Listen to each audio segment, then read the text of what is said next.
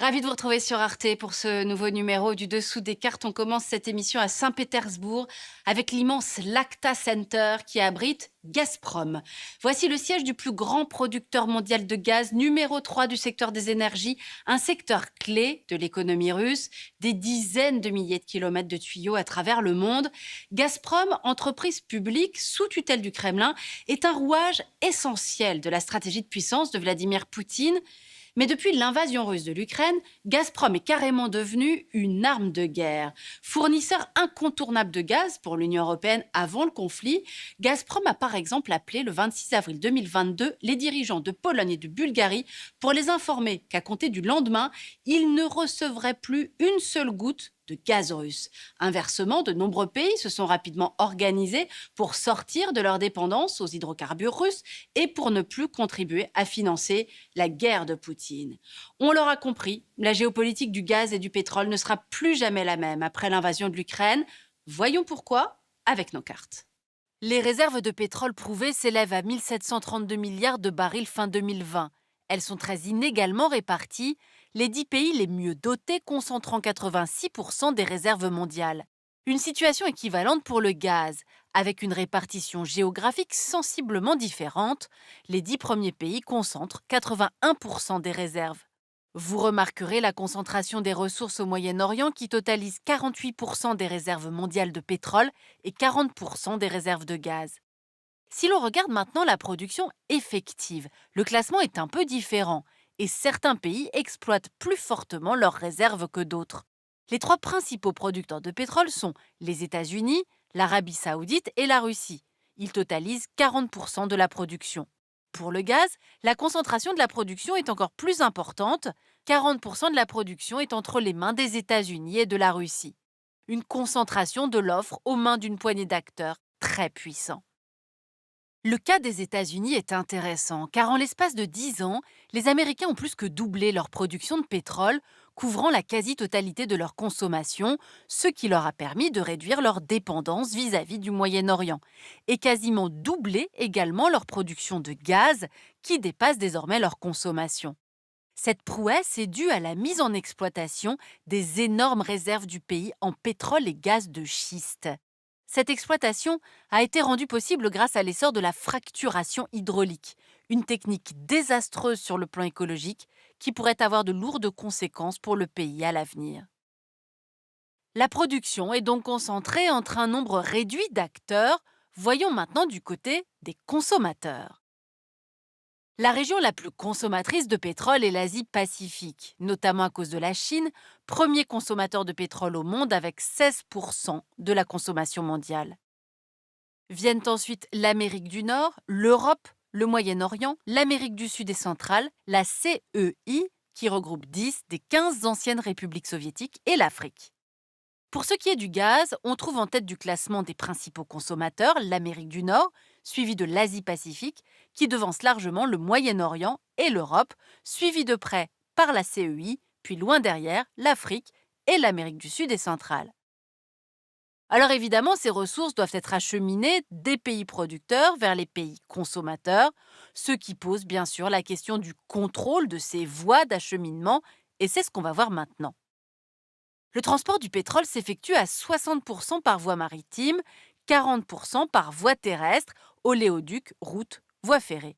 Compte tenu de l'importante concentration de la production au Moyen-Orient et de la consommation en Asie-Pacifique, certaines routes maritimes sont très encombrées et vulnérables. Le moindre problème dans le détroit d'Ormuz, où transite 21% du brut, comme ce fut le cas en 2019, peut avoir d'importantes répercussions. Le transport du gaz suit des routes semblables, maritimes et terrestres. Mais le transport par bateau du gaz, environ 40%, pose un problème supplémentaire. Car le gaz doit être liquéfié à moins 162 degrés avant d'embarquer, puis d'être regazéifié une fois arrivé à bon port. Cette opération nécessite des infrastructures très coûteuses dont tous les pays ne disposent pas. Le transport par gazoduc est donc prépondérant, une particularité qui explique pourquoi les Européens ont privilégié si longtemps le gaz russe, créant cette dépendance dont ils tentent aujourd'hui de sortir sur fond de guerre en Ukraine. Voyons cela en détail. Le gaz représente un quart du mix énergétique de l'Union européenne, le pétrole un tiers. Et c'est la Russie qui est le premier fournisseur de ces deux ressources. Au premier semestre 2021, 41% du gaz et 41% du pétrole consommés dans l'Union provenaient des gisements russes. Cet appétit européen pour le gaz russe ne date pas d'hier et a largement nourri le contentieux russo-ukrainien. Car depuis la période soviétique, le gaz russe à destination de l'Europe transite par les réseaux de gazoducs Northern Lights qui traversent la Biélorussie et le réseau Brotherhood qui traverse l'Ukraine. Mais avec le démantèlement de l'URSS, Kiev a profité de sa nouvelle indépendance en 1991 pour faire payer la traversée de son territoire à Moscou. Pour contourner l'Ukraine, le gouvernement russe a donc multiplié les projets de gazoducs avec le Yamal en 2006 à travers la Biélorussie et la Pologne, le Nord Stream en 2012 qui passe par la mer Baltique, le Turkish Stream en 2020 qui passe par la mer Noire. Autant de contournements qui ont fait chuter la part des livraisons russes qui transitaient par l'Ukraine vers l'Europe de 60 à 25% entre 2009 et 2021, un manque à gagner considérable pour Kiev.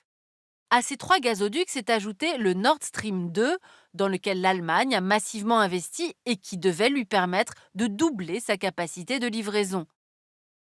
Un investissement motivé car 65% du gaz consommé par les Allemands vient de Russie, le gaz représentant 27% de son mix énergétique. Bien que mis en pré-service en octobre 2021, le projet Nord Stream 2 a été suspendu par Berlin le 22 février 2022, une décision politique coûteuse pour le successeur d'Angela Merkel, Olaf Scholz. La Hongrie, la Roumanie et l'Italie sont également aujourd'hui dans une situation préoccupante car elles aussi sont très dépendantes du gaz russe. Mais d'autres pays s'en tirent mieux, comme la Finlande, dont le gaz ne représente que 6% de son mix énergétique, alors qu'elle importe 75% de son gaz de Russie. La dépendance au pétrole russe des pays de l'Union européenne est également contrastée. Là encore, l'Allemagne se montre très dépendante. Le pétrole représente 33% dans son mix et elle en importe environ 35% de Russie. La Hongrie, la Roumanie, la Pologne et la Lituanie sont également dans une situation délicate. Grâce au nucléaire, la France, elle, s'en sort mieux, 27% seulement de pétrole, avec 15% environ provenant de Russie. On comprend bien, avec toutes ces disparités, que s'accorder sur une politique commune de boycott des hydrocarbures russes soit compliqué. Alors voyons maintenant quelles pistes ont les Européens pour diversifier leurs sources d'approvisionnement, en commençant par le gaz.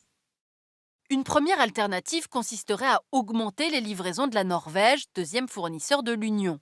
Mais les gazoducs actuels sont déjà saturés et les champs exploités proches de leur niveau maximal. Un nouveau gazoduc, le Baltic Pipe, reliant la Pologne, sera mis en service le 1er octobre 2022 et sera exploité à son maximum à partir de janvier 2023. L'Algérie, troisième fournisseur actuel de l'Union, pourrait elle aussi augmenter ses livraisons via le gazoduc Transmed vers l'Italie et le Maghreb Europe qui relie l'Espagne à travers le Maroc, le Medgaz étant déjà à saturation. Mais les différends entre l'Algérie et le Maroc bloquent actuellement l'utilisation de Maghreb Europe et le réseau de gazoducs espagnols est peu connecté au reste de l'Europe.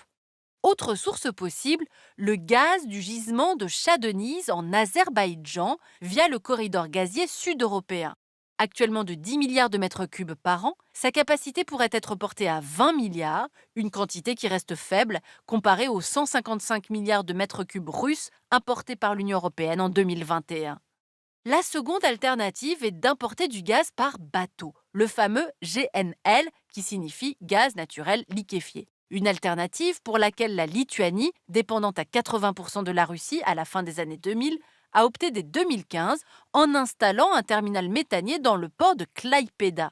Vilnius a ainsi réduit ses importations de gaz russe à 40% dès 2021 grâce à ses importations de GNL norvégiens et américains et a décidé suite à l'invasion de l'Ukraine de suspendre ses importations de gaz russe au 1er avril 2022. Le problème, c'est que les trois premiers exportateurs mondiaux de GNL, l'Australie, le Qatar et les États-Unis, produisent déjà à hauteur de leur capacité. Pour augmenter les exportations, il faudra donc construire de nouveaux terminaux méthaniers pour liquéfier le gaz et surtout pour le regazéifier quand il arrive en Europe, car l'Union européenne est sous-équipée avec seulement 26 terminaux. Du côté du pétrole, l'Europe envisage de se tourner vers ses autres fournisseurs habituels, notamment les États-Unis et les pays du Moyen-Orient, qui ont la capacité d'augmenter leur production. Le Brésil et le Venezuela pourraient également produire plus. Et si l'embargo contre l'Iran était levé, la République islamique pourrait elle aussi offrir une alternative à l'Europe. Mais tout cela aura bien sûr des répercussions sur les prix et sur le trafic maritime, renforçant encore les risques de congestion du détroit d'Ormuz et la durée d'acheminement du brut vers nos côtes. On l'aura compris, après la guerre en Ukraine, la géopolitique des énergies aura profondément changé et de nouvelles alternatives au gaz et au pétrole russe auront été mises en place, avec plus ou moins de difficultés selon les pays. Il est aussi à souhaiter de nouveaux mix énergétiques qui feraient la part belle aux énergies renouvelables. En attendant, Moscou espère compenser la perte de ses clients européens en se tournant vers l'Est, vers la Chine notamment, dont l'appétit en hydrocarbures ne cesse de grandir. Bref, un grand chamboule-tout à prévoir sur le marché mondial des hydrocarbures. Ainsi s'achève ce nouveau numéro du Dessous des cartes. Rendez-vous bien sûr la semaine prochaine, même endroit, même heure. Et d'ici là, n'oubliez pas notre site internet arte.tv. À bientôt.